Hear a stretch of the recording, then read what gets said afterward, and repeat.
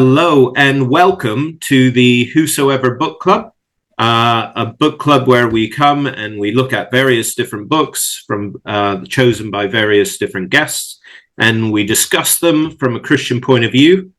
We here at the Whosoever Book Club, we are Bible-believing Christians. We believe that the Bible contains the truth of God's word, and that because of that, we should live by that. And this week, I've got a special, or not this week, this month, I've got a special guest with us, and it's Paul Swain. Paul is a Salvation Army officer like myself. Perhaps, Paul, you could tell us a little bit about yourself for anyone who might not know you. Yeah, well, first thing, I don't think I've ever been called a special guest ever in my life, so that's a nice there you go, it's a first. Yeah, it's a first for me. I'm in the Salvation Army with my wife. I am a minister. I've been in ministry for about just over 10 years together. It's a joint ministry, which I think is an amazing thing that the Army does very, very, very well. So it's a rich blessing. But I've been a Christian since the age of 15, so that's a long time. You can see I've worn a few years. But I did mental health prior to this as an occupation. Okay. I was in mental health for about 20 years, 16 of which were in high secure. So it's a very unusual setting. I don't really know what more to say than that. I'm very poor at selling myself. So that's fine. No, you it's all right. You are who you are. We all are who we are. Yep. But no, that's quite. I didn't know that about you, that you worked in mental health, and I don't want to paint being a Salvation Army officer in a negative position, but I would think that would come in handy with some of the people that come. I definitely know where I am in Catford. Having a background in mental health or knowledge would be really, really handy in kind of coming alongside some of the people that come into our buildings. So today, the book that you've chosen for us is Douglas Murray's The Madness of Crowds.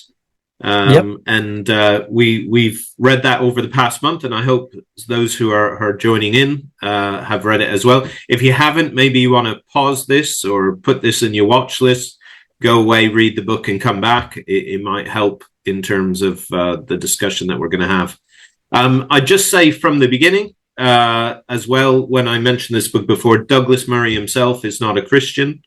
So he's not necessarily coming from a Christian view, although I've already said to Paul before we started that there are some views that are expressed in it that we'll agree with, and there's probably some views in it that we don't agree with. But that doesn't mean we shy away. We want to talk about these things. We want to look at these things through the lens of Christ, don't we? And that's the most important thing, and that's what we want to do here.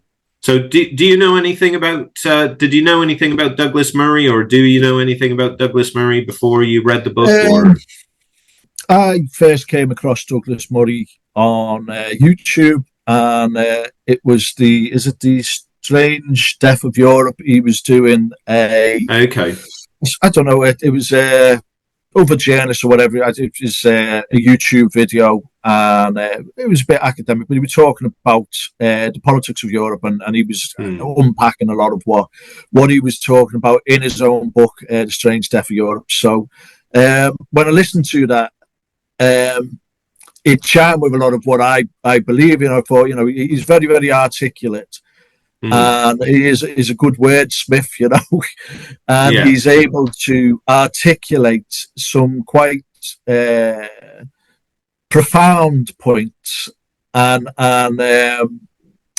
concise points in such a way that you're like, yes, that's just put into words, what I think or what I feel. Not everything, as I say, not everything I agree with, but I did a little bit of digging just to see what's said about him, and that does come through. So it says, conservatives praise him and progressive criticize him, but as you said, he is a political commentator and a journalist, and he's a contributor to the Daily Telegraph, the Times, the Sun, the Daily Mail, the New York Post, the National Review. So quite a lot of different papers. He writes articles for them, and this isn't necessarily his first book, is it? Because he also wrote a book called Neoconservatism and Why We Need It, and as you mentioned before, The Strange Death of Europe: Immigration, Identity, and Islam. So what I was going to ask, which is our first question, is what are the themes that you kind of pick? What, I suppose it's better to say, you know, what themes weren't in this book than it is what themes are, because he kind of deals with almost every kind of hot button controversial issue that seems to be going on at the moment, doesn't he? Absolutely. I think one of the big themes, and for me, he kind of takes it like a journey. He's like a tour guide through the scenery he's describing. So you're on a bit of a journey with him, and he breaks his book down into 4 major points. So his first chapter is called Gay, and then he has like an interlude, then he has a chapter on women, and then he has another interlude, then he has a chapter on race, and then the final chapter is trans. So he's kind of and I think as well he's talking about how people identify, and I suppose what people would talk about, identity politics and stuff. Like, society is in a massive change in terms of these issues being some of the paramount issues of which they are looking to restructure. There is a looking to restructure society, and one big thing that comes out, which I think is again a huge tripwire, but one thing he certainly talks into is the idea of social justice, and how obviously everyone wants justice. Obviously, justice is a wonderful thing, but in terms of the mechanics of their attempt to redress this causes further injustice or further skewering of things. So, and that's a very simplistic way of trying to put it, but he unpacks it throughout the journey. It's interesting that you bring up the social justice issue, because it's something that I've looked at, and I believe in terms of social justice. The Salvation Army is built on changing things, but real social justice brings justice not just to the victims, but also to the perpetrators. And perhaps what you're describing is a social justice that's looking to get it right for the victims, but looking to really punish and villainize those who traditionally might have caused the injustice in the first place, Yes, I think so, and I think it's carrot and stick, and fear is a universal. I think some will respond to love and desire, but everyone responds to fear. For me, one of the big things that I find with Douglas Murray is he has tested me, and when I mean tested me, coming out of experiences that are far more exposed. So he's an openly gay man practicing, and for him, it's never denied. It's a part of him, but it's not the whole of him. He looks on a more coherent meritocracy of like what the value of a person might be. And he talks about that, doesn't he? When he's not just when he's talking about that, but when he talks about other issues as well, in the fact that for these groups, this one particular identity, be it race, sexuality, transgender, female, has become the whole of their identity, rather than it might be, he recognizes it might be a significant part, but it's not the whole of who you are. And when you make something your whole identity, that's where you fall into these traps of. So he says, the consensus for centuries was that only God could forgive the ultimate sins. But on a day-to-day level, the Christian tradition, among others, also stressed the desirability, if not the necessity of forgiveness, even to the point of infinite forgiveness. As one of the consequences of the death of God, Friedrich Nietzsche foresaw people could find themselves stuck in cycles of Christian theology with no way out, specifically that people would inherit the concept of guilt, sin, and shame, but would be without the means of redemption, which the Christian religion also offered. Today, we do seem to live in a world where actions can have consequences we could never have imagined, where guilt and shame are more at hand than ever, and where we have no means whatsoever of redemption. We do not know who could offer it, who could accept it, and whether it is a desirable quality compared to the endless cycle of fiery certainty and denunciation. So we live in a world where everyone is at risk, like Professor Tim Hunt, of having to spend the rest of their lives living with our worst joke, and where the incentives lie not in acting in the world, but in reacting to other people, specifically to audition in the role of a victim or judge for a piece of moral virtue that suffering is mistakenly believed to endow, a world where nobody knows who is allowed to give alleviation for offence, but where everybody has the reputational incentive to take it and run with it.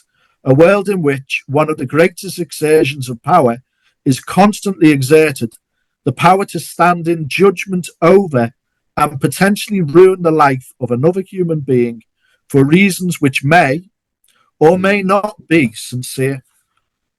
So I just thought, from a Christian point of view, how articulate to put it. And he's, again, quoting Nietzsche, is just simply looking at it, from that philosophical point of view. And again, I think as well, in our contemporary time now, in terms of the free speech and freedoms, where Richard Dawkins, who has been, for the most part, made famous for his strong and articulate contesting of the Bible and Christian theology.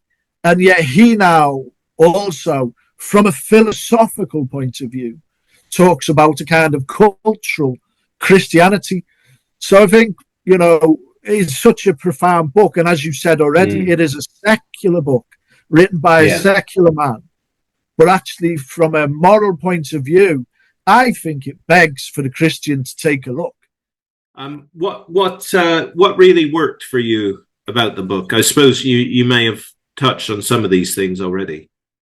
But then when I look for someone to explain the abuse of human sexuality and their agency, I have turned to Douglas Murray, and he didn't disappoint us. That's kind of what, and that really worked for me in terms of, he was able to fill in blind spots.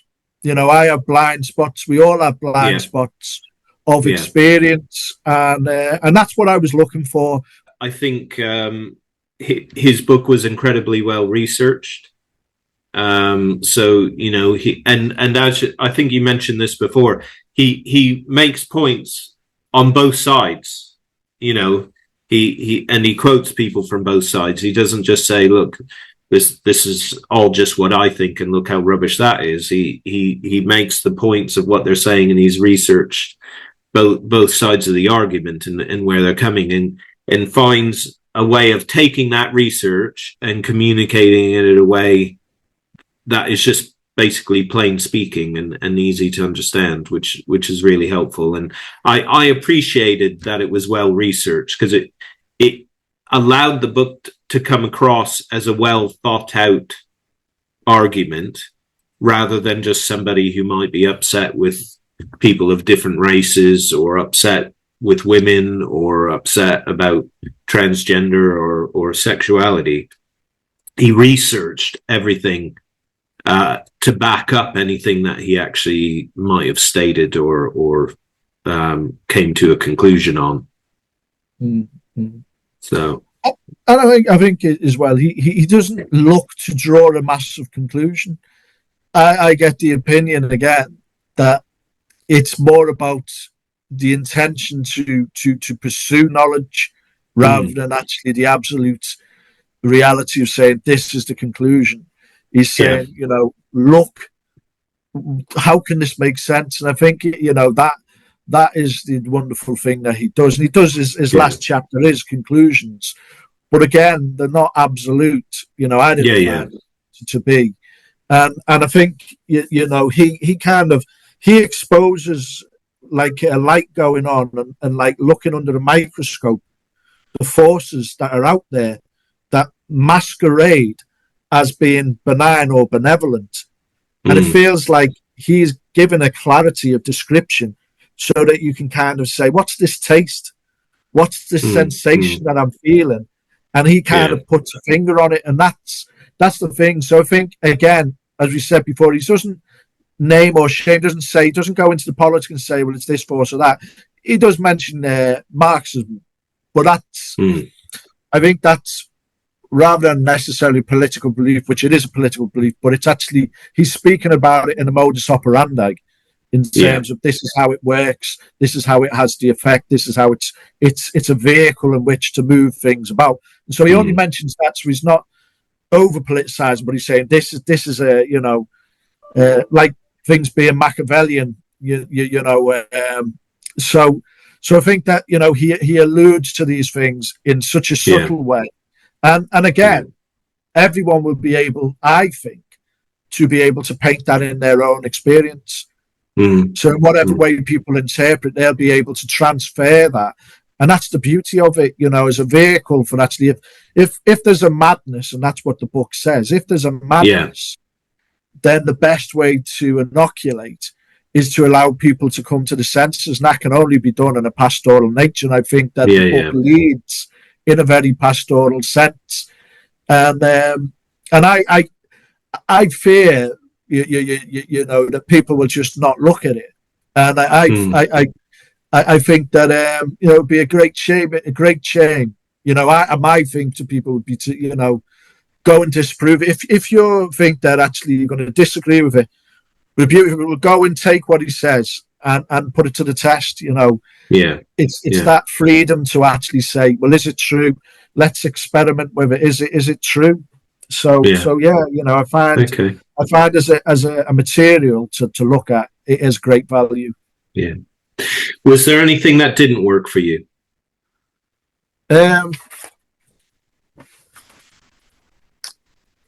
I struggled with this, to be honest. Because I was thinking, I loved it. I loved the book, but then there is one thing. It's not a light read. It's not a light read. And I read some quite complex things. I like to think about some of the bigger issues and stuff. So that's not unfamiliar terrain. But the points that he makes, even in the stories, can be quite profound. And as a minister, when you hear a story, you as a minister, you're very tuned in to picking up on the profound thing and going. And I think, I always say, when we are getting involved in knowledge, it's a meal. You consume a meal, but then you have to digest it. And I think as a book, it's not a massive book at all. And some people could probably canter through it in a day or whatever, but I find that it's not that kind of book.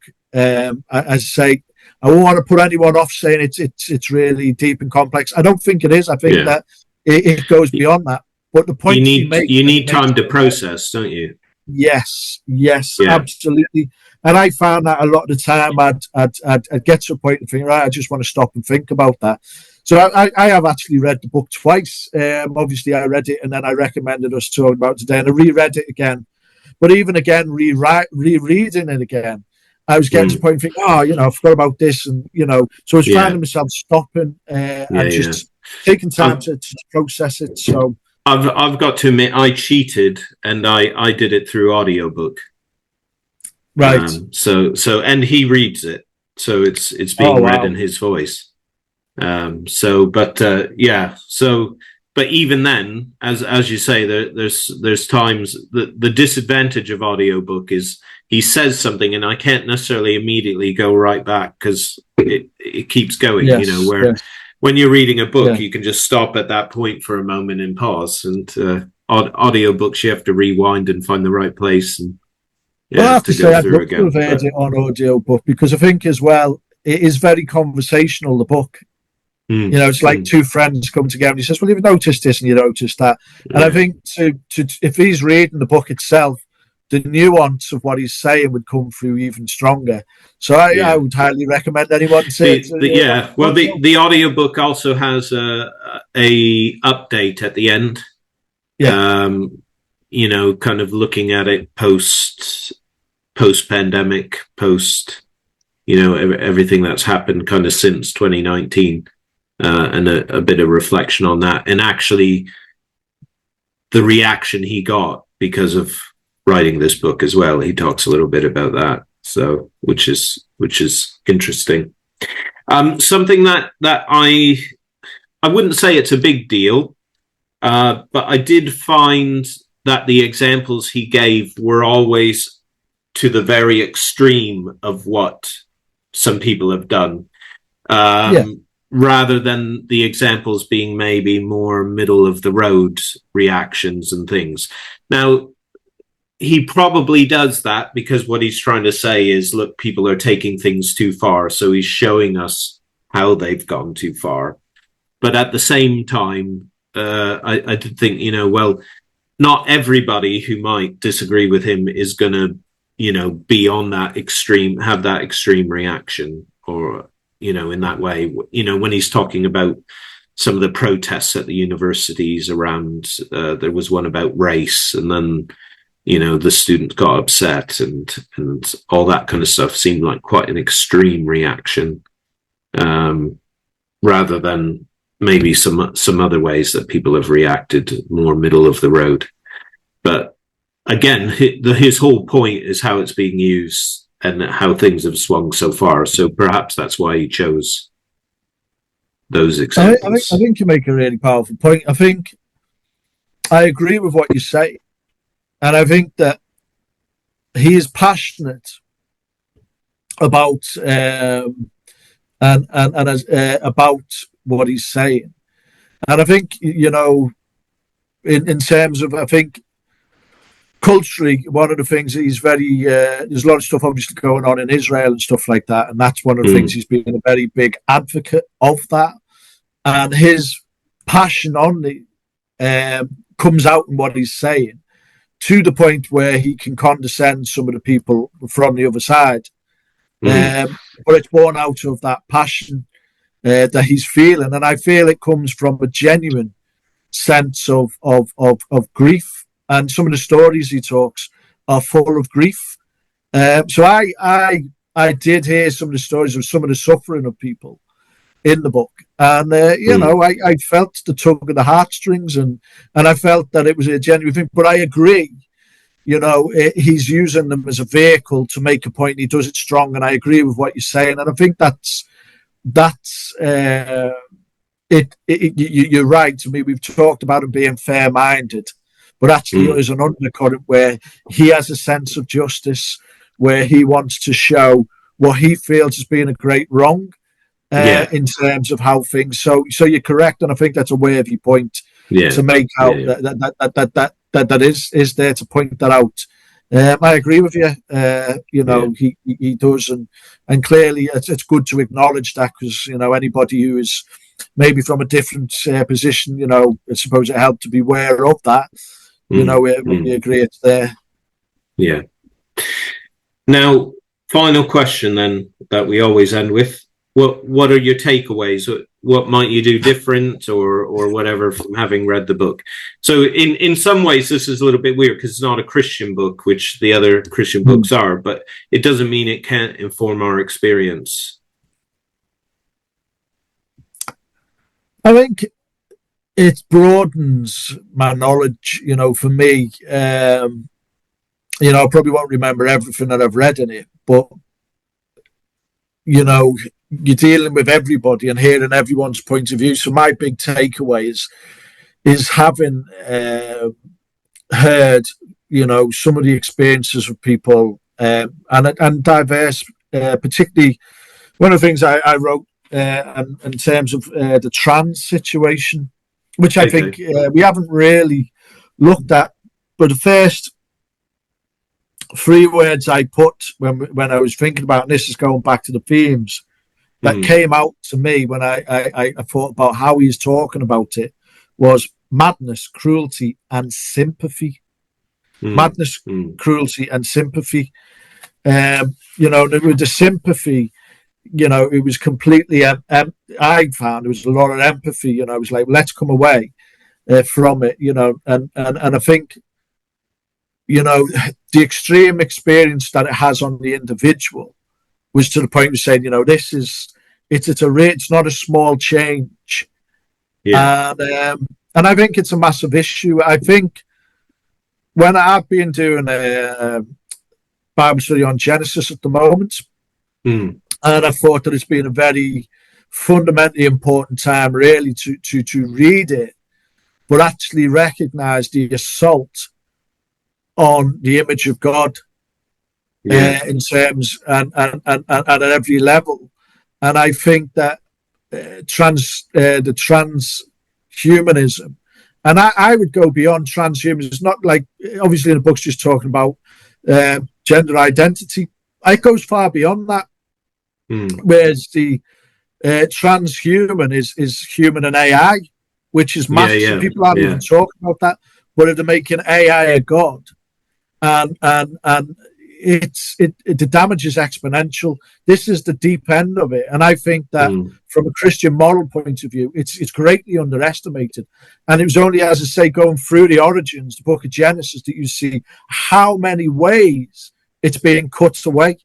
And so I think it works really well, seeing that being the progression, through the journey of the book, that it comes to that point. But obviously in the book, it's only looking at from a point of people's personal experiences, people's sense of self-worth, their identifiability, and all of those vulnerabilities in that way. But it goes far beyond that. It goes far beyond that. And I think as well, like to the original sin, which is, the Garden of Eden, was you can be God. You can be God. And there's this ascent that they believe that we have, that we're ascending, but actually it's a rapid descent. And this is the optimal position of that descent, is to break up and so devalue the image of God, that we carry. And I think the rally is not about taking away someone's self-worth. It's about introducing them to the true fundamental value of their self-worth. And I think if it's done with the love and kindness, that we ought to have. And that's the thing. I think that's the takeaway. But for me, my takeaway is hearing things, hearing voices, seeing, positions that I haven't got that empirical experience. I don't know it. And we all draw from our experience. But it's a great value in that. And I think it was a big chapter, but it was a small chapter. And I think it waits for so much more to be written on it. And as I've said, I think this is the great position that all these things are coming to, and it's a far more expansive thing. I say at the moment it's been just kept in a small position of sexuality and gender identity, but it's far bigger than that. And in the great scope, it will touch every human being. And this is why the book was so amazing. Is it saying what are the building blocks? If you go a little wrong, over a distance goes far wrong, and saying what's the starting points from which these themes are coming out, and trying to neutralize as well. Like it's made to be, I think societally it's being made to be so emotive, and there's such a prohibition on discourse. I think that the book is a wonderful neutralizer of that. It doesn't say very much. It says a lot, but it doesn't say very much. But it says enough, I think, for somebody blind going in to actually stop and think. I think the purpose of the book is stop, have a look, and have a think. And that's my takeaway.